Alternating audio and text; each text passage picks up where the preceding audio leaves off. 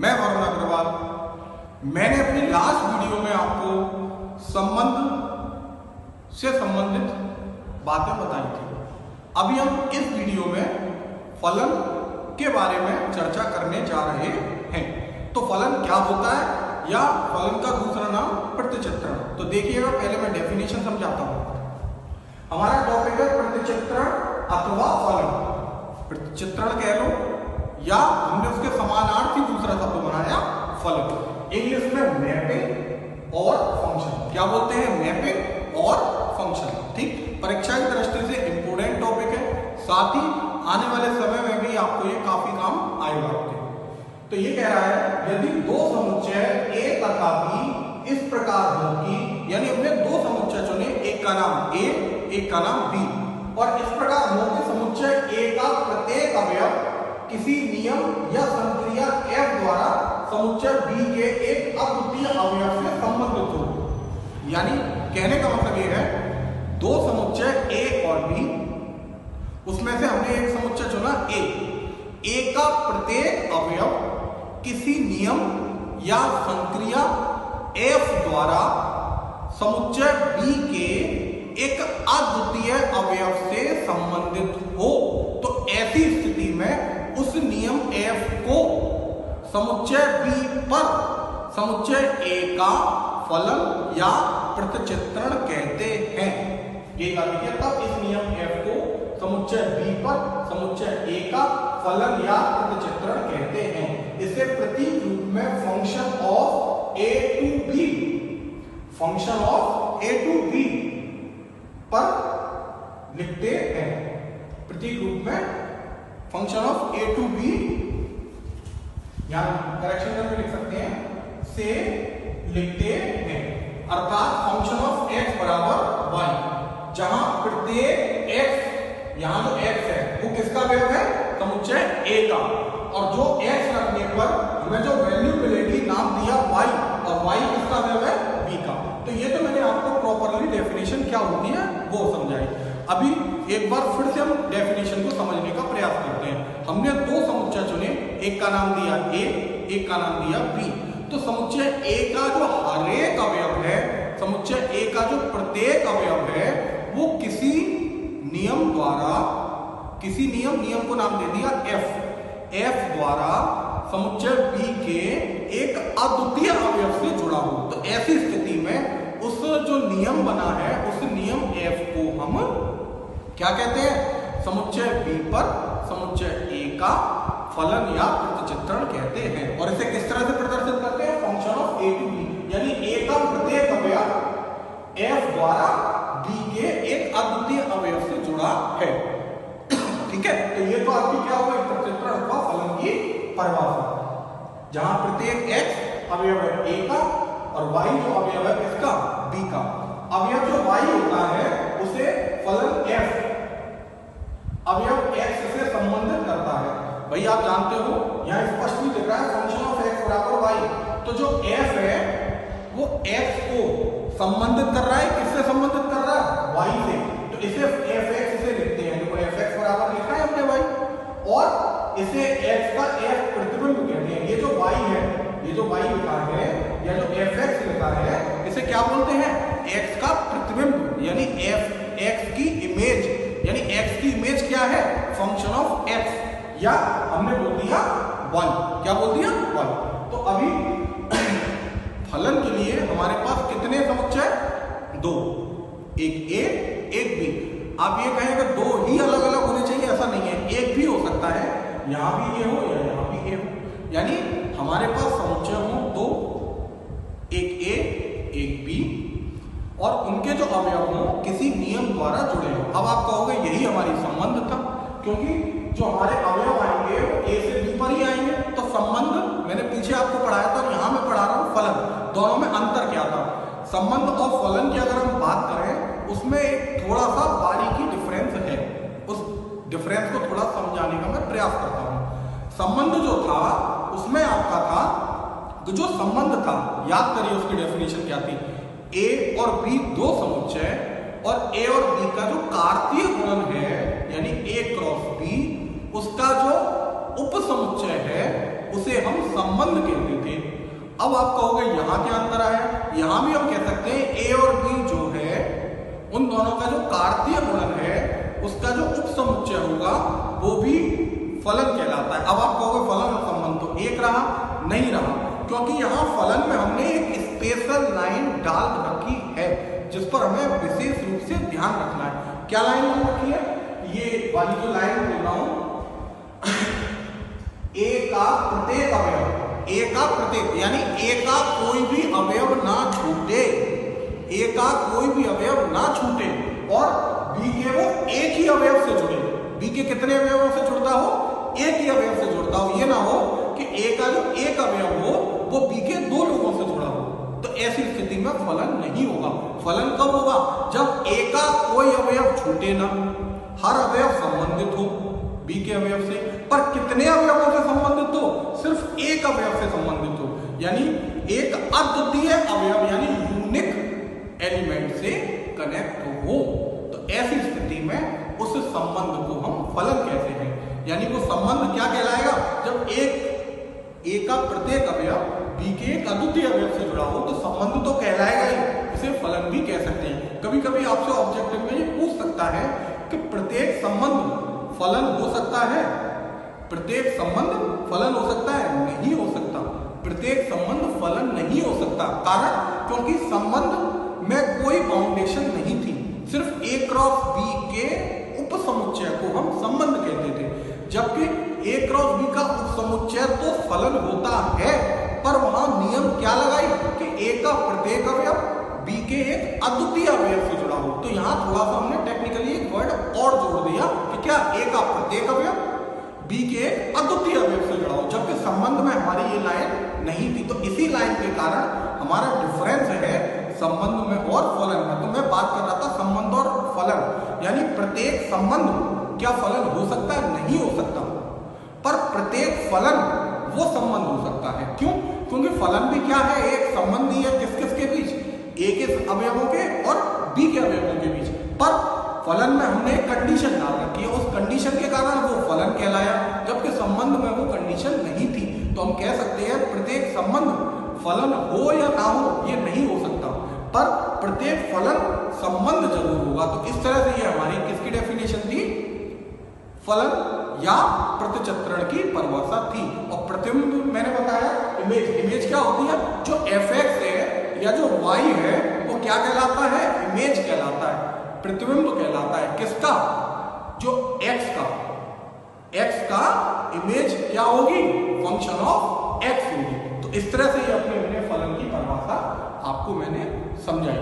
अभी एक उदाहरण के माध्यम से हम फंक्शन को निकालने का तरीका समझते हैं। जैसे मैंने एक उदाहरण लिखा, आपके पास कोई समुच्चय है ए के अंदर है 3 अवयव 1 2 3, और एक समुच्चय बी के अंदर है आपके 6 एलिमेंट 2 3 4 5 6 7। यानी ए के अंदर 3 एलिमेंट 1 2 3, बी के अंदर 6 एलिमेंट 2 3 4 5 6 7, और वो दोनों function of a to b. इसका मतलब समुच्चय ए नियम एफ द्वारा बी से जुड़ा है।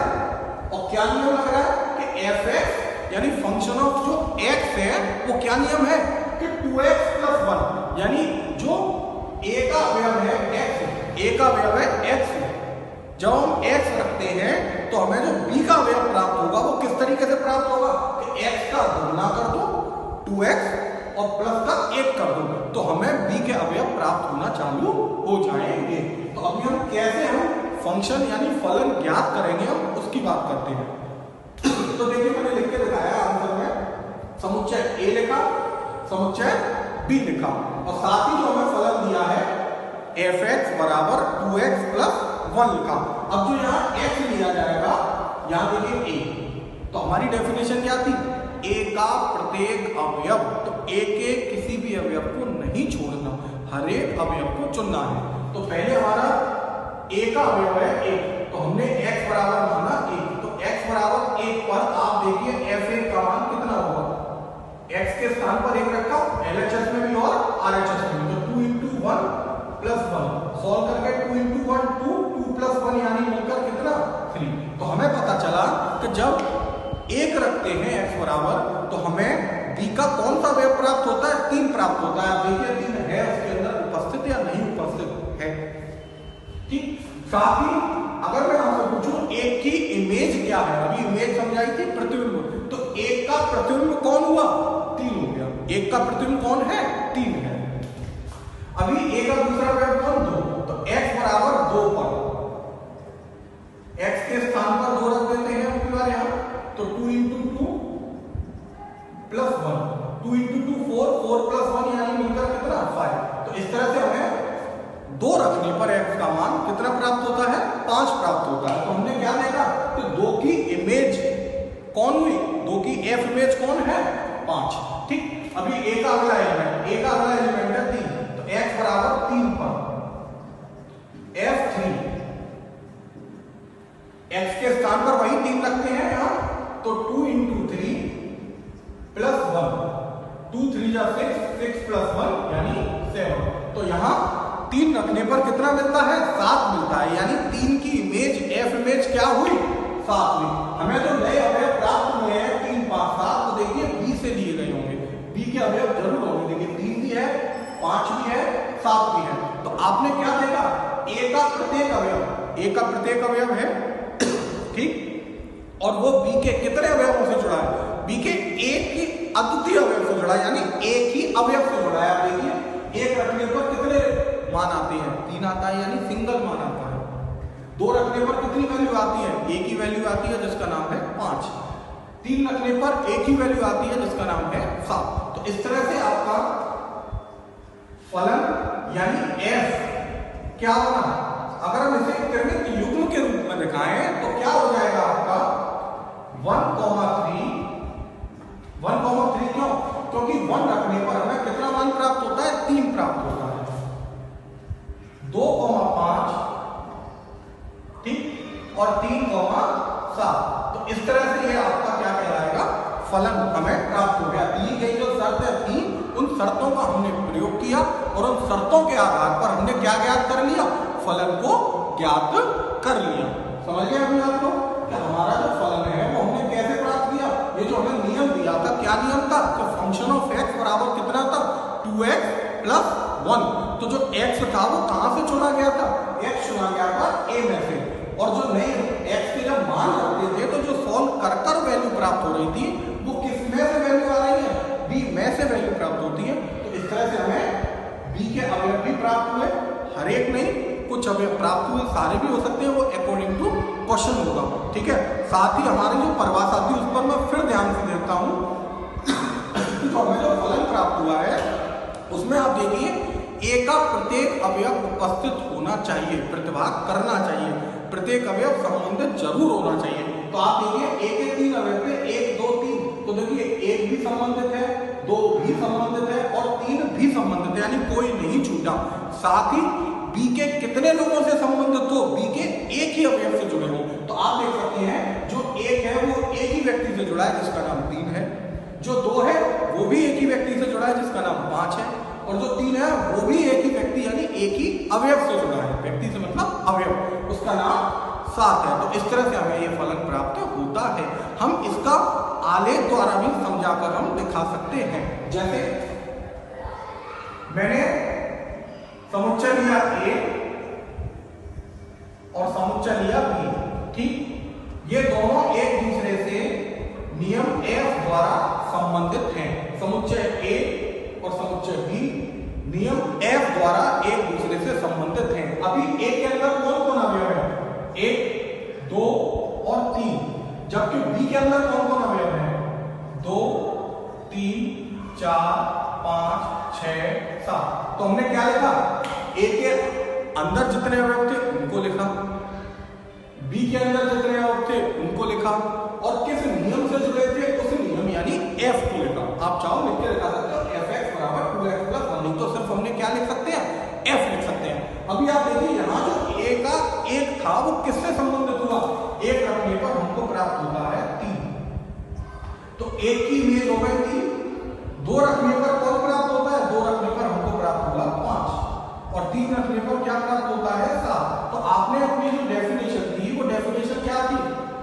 समुच्चय A का प्रत्येक अवयव। तो देखिए नहीं छूटा, ए का प्रत्येक अवयव नियम में भाग ले रहा है। साथ ही एफ द्वारा समुच्चय बी के एक अद्वितीय अवयव से संबंधित, तो यानी बी के एक ही अवयव से संबंधित। तो मैं इसलिए विशेष रूप से यहाँ जोड़ दे रहा हूँ क्योंकि मोस्टली अब गलती यही करते हैं, कम भूल जाते हैं कि यहाँ का प्रत्येक अवयव पार्टिसिपेट करता हो यानी भाग लेता हो नियम में।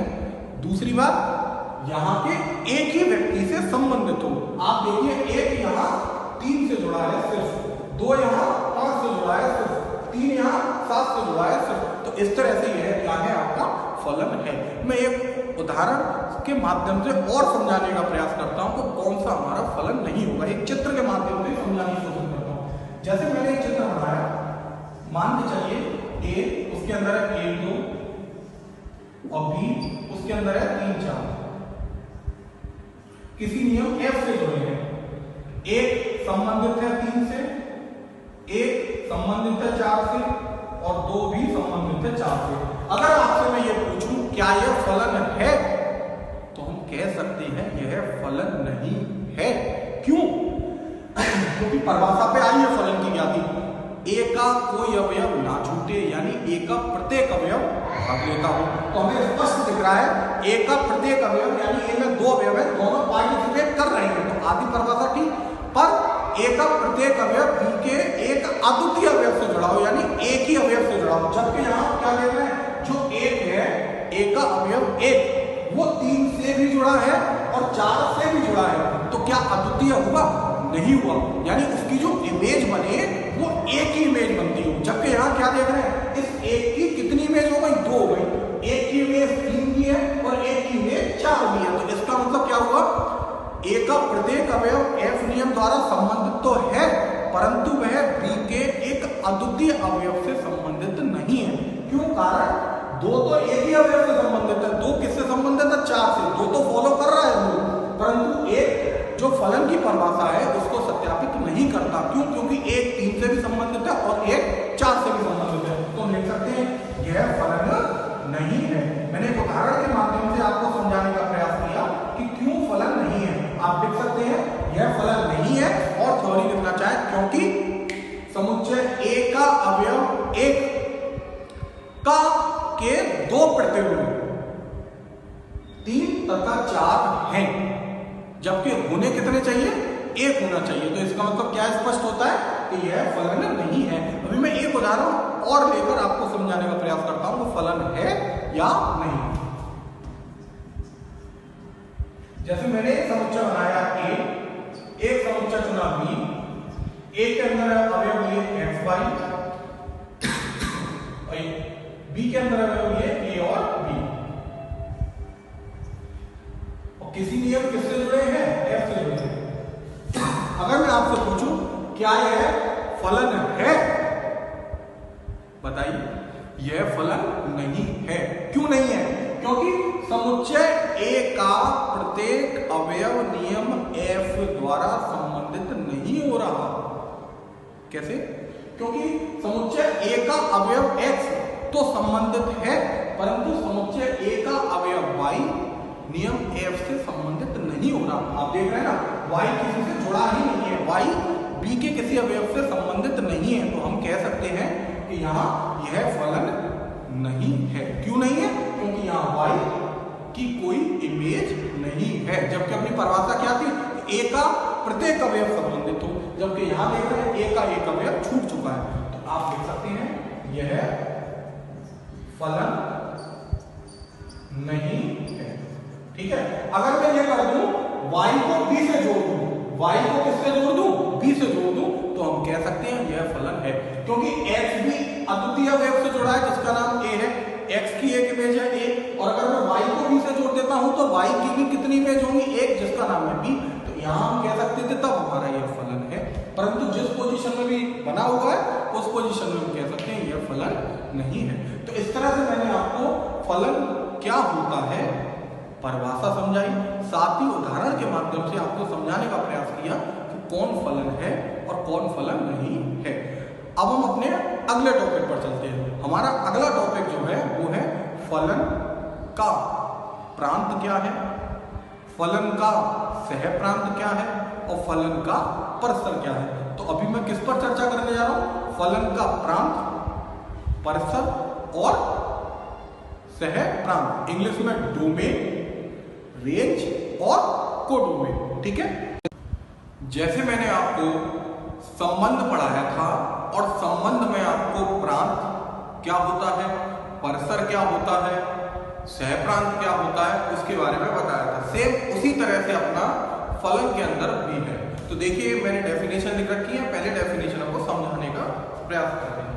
फलन का प्रांत, परिसर और सह प्रांत। यदि फलन f समुच्चय a से समुच्चय b में इस प्रकार हो कि function of a to b, यानी दो समुच्चय a और b और उन पर कोई फलन है f, और किस प्रकार है कि फलन f के प्रत्येक कृमित युग्म, जो फलन f प्राप्त हुआ उसका जो कृमित युग्म होंगे, यानी सारे जो कृमित युग्म हैं उनके हमने प्रथम अवयवों को चुन लिया।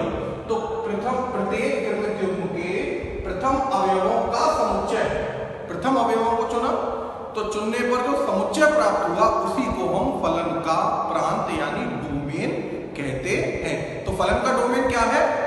हमारा जो फंक्शन है उस फंक्शन के प्रत्येक कृमित युग्म के प्रथम अवयवों का समुच्चय। संबंध में भी यही था सेम।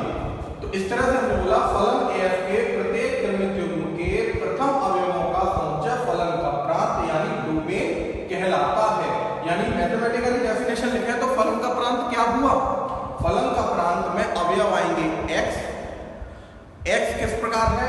x, y कृमित युग्म अवयव है f का, f यानी फलन का, जहां प्रत्येक x अवयव है a का और y अवयव है किसका? b का। हम फलन के प्रांत को दूसरे वे में भी कह सकते हैं। हम जानते थे फंक्शन क्या था? Function of a to b। तो जो a था उसी को हम फलन का प्रांत कहते हैं। a को ही हम क्या कहते हैं? फलन का प्रांत। तो मैंने नीचे लिखा है फलन का प्रांत बराबर हुआ क्या? समुच्चय a। तो इस तरह से समुच्चय a ही फलन का क्या कहलाता है? प्रांत। यानी फलन के प्रत्येक कृमित युग्म का प्रथम अवयवों का समुच्चय फलन का प्रांत कहलाता है। अब हम बात करते हैं कि परिसर यानी रेंज क्या है।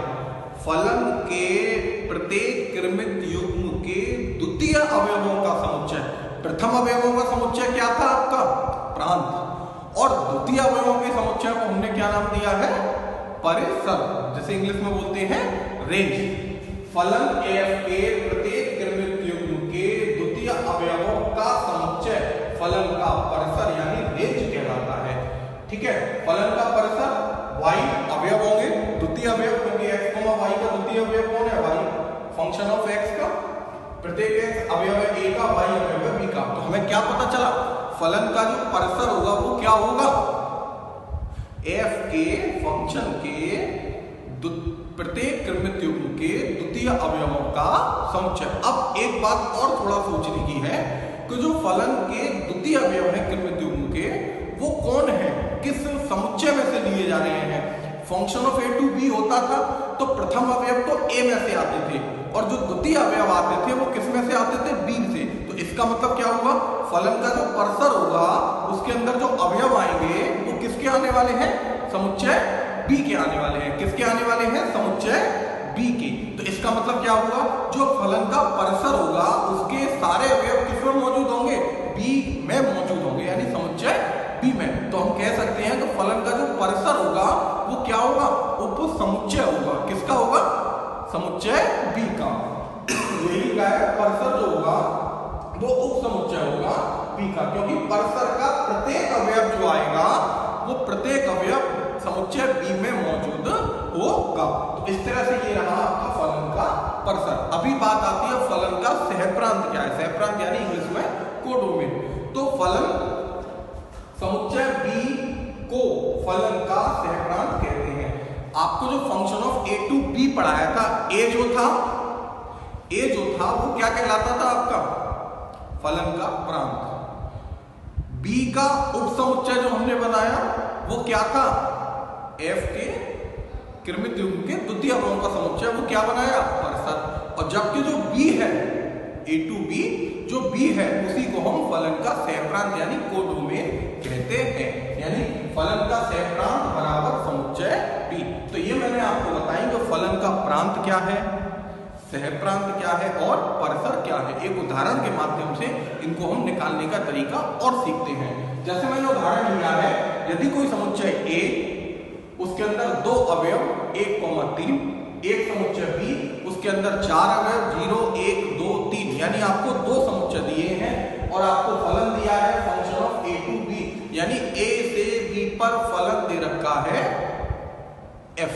ठीक, और वो किस नियम से पता है कि फंक्शन ऑफ x बराबर है x माइनस 1, यानी x रखने पर समुच्चय a का अवयव रखने पर किस तरह की सिचुएशन प्राप्त होती है, x माइनस 1 करते हुए हमें समुच्चय b का अवयव प्राप्त होगा।